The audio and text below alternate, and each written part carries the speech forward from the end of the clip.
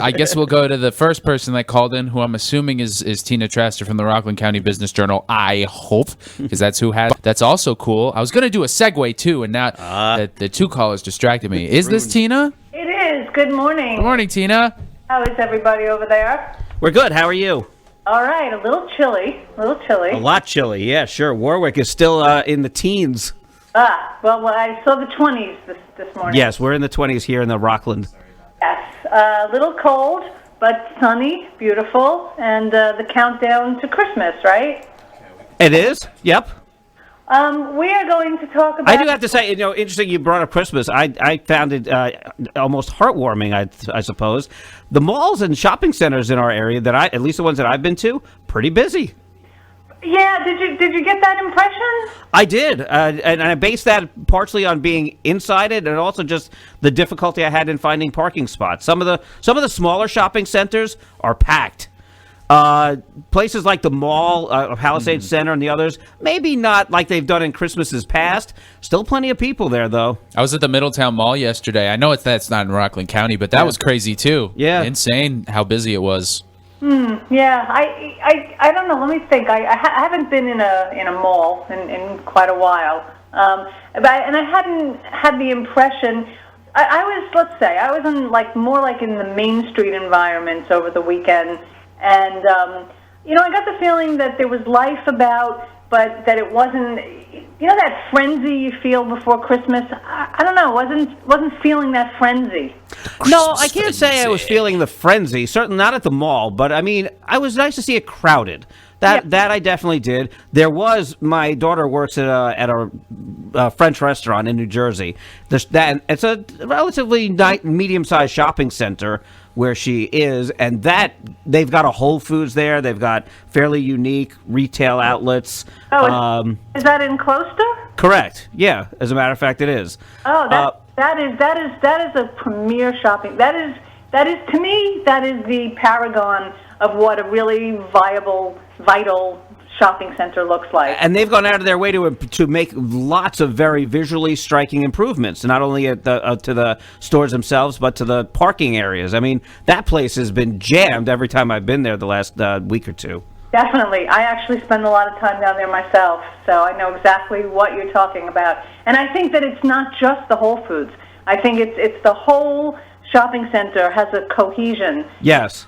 Yeah, it's and there's a lot for all different areas of spending. There's a smaller version of Target that they have there, which is there's a Burger King right there too, but there's also there's a nice Italian restaurant which is good, but there's also like Lululemon and some more higher end shopping that accounts for a lot of people. Exactly. No, that's a really good mix of retail. And the other thing about that shopping center, and it's interesting because couldn't Brixmore be like this? The Rockland Plaza, couldn't that be like this?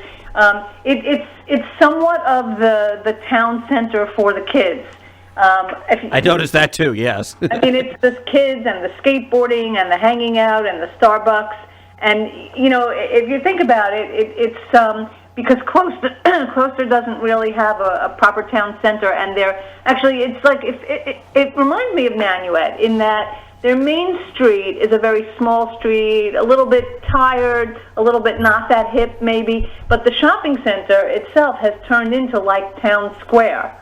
And they've really revitalized it well. They've done it really nicely. I mean, everything from just the facades of the stores, which all are now cohesive in how they look, but the parking lot itself is brand new and everything. It's almost, I hate to say a pleasure to be there, but it is. It make it going there worthwhile. We go there like all the time for all of these reasons. Your daughter must work in that place, the one around the corner at the back with the crepes and everything. I forget. It's the French restaurant. It's Les Brasserie something. La Brasserie Mimere is what it's called. Yeah. Oh yeah. And that place looks like you've walked into the city. Yes, very much so. Interesting. Well, okay, so we're going to... She brought home frog's legs to try once, which I did not. That was way too exotic for me. I got to keep you in Rockland. So let's switch gears and talk about potentially what not renovation, but renaissance where it may be possible here in this county, and that is eyes on the village of Haverstraw. The village of Haverstraw has a 9-acre piece of land, formally or informally known as the Chair Factory site. It's like a little peninsula that sticks into the Hudson River. And last week, the village officials sat down with 4 prospective developers who are all coming to the village with a plan to basically to redevelop that site. They had put out an RFP, a request for proposal, for this waterfront parcel.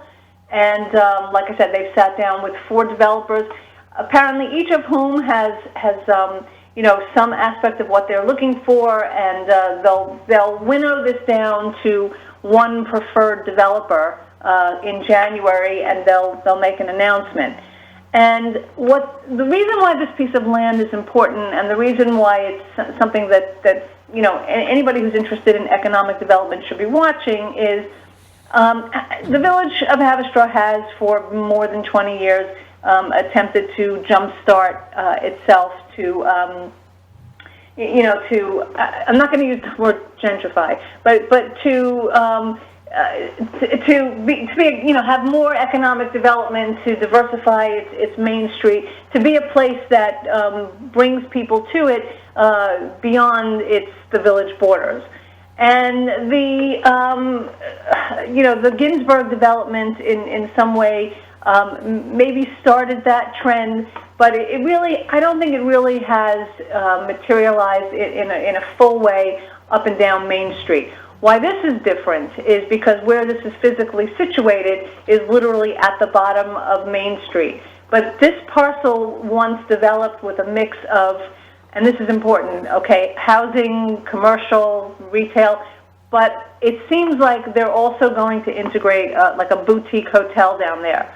And this would connect Main Street by way of a plaza. So you'd have the development on the peninsula, you'd have a public square, and then there would be a continuation up along Main Street. If you've ever been to Beacon, you know that Beacon has become a transformed city, starting with the development down on the Hudson River with the DIA, the Modern Art Museum. And even though there's not a direct connect because you have Route 9 in between, when you tie your waterfront to your Main Street, you can transform a village or a city. So they're looking to extend the Main Street to bring a whole new kind of level of buzz and economic commerce. And there are 2 features here that really could be change agents. One, as I mentioned, is the idea of a boutique hotel. And 2, there's some discussion, and this is not in ink, but there is some discussion about the Brick Museum extending, having an extension or a presence down there as well on the waterfront. In fact, where brick making began more than a century ago.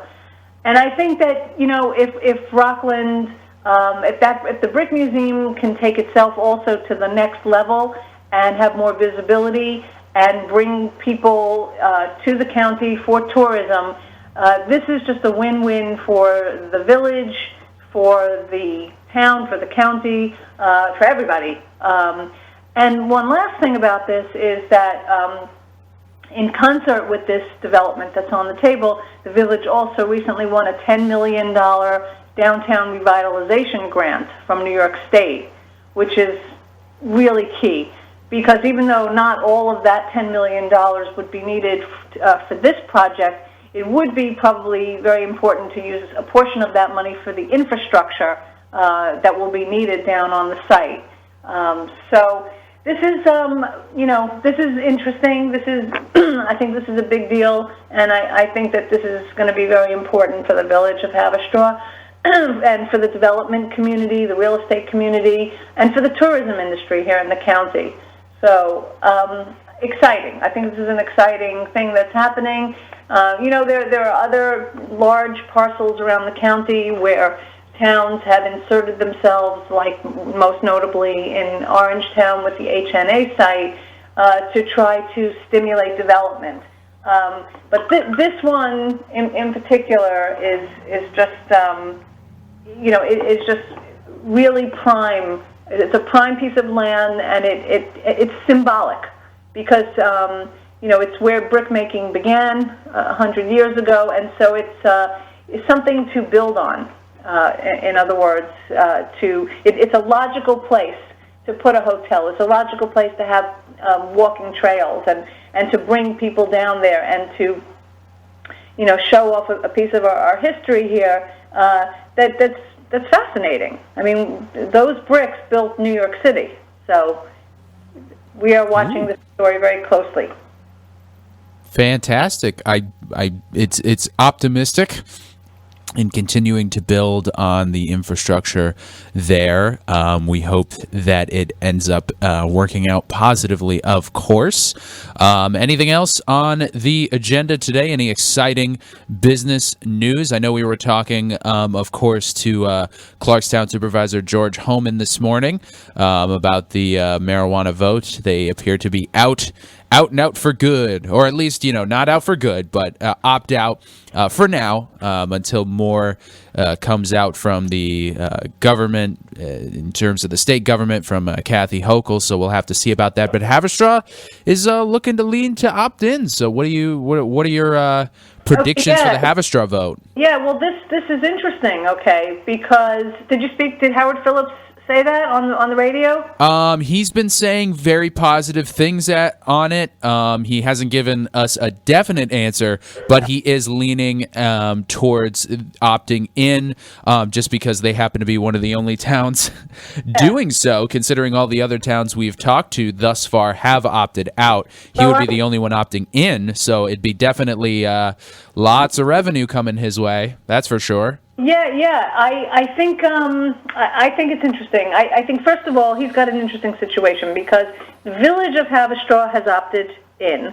The village of West Haverstraw has opted out. Both of those villages are within the boundaries of the town of Haverstraw. I also spoke with Howard, and it also seemed that there was a proclivity to opt in. I think good for him for being progressive. What we have, we've been keeping a chart on this, really interesting ongoing chart. And I think the three municipalities that we know that are left to be decided, and we were going to stay on this week. Airmont, the village of Airmont, seems to be swinging back and forth, and they're going to make their decision on December 27th. The village of Spring Valley also has not voted yet. I understand the mayor might be ailing, but again, with a 12/31 deadline, it's looking like they inadvertently might be opting in, and the town of Haverstraw looks like it might be opting in, and that I think would complete the entire chart, which is up on RCBJ. So. People should, you can follow that chart through to the next 11 days, and, come 2022, we'll see how this is going to start to shake out. I mean, we've talked about this. Right, countless times. It's exciting stuff, and if you want to find that chart, you can obviously go to rcbizjournal.com. I was right on the first time. Yeah. Or their Facebook page.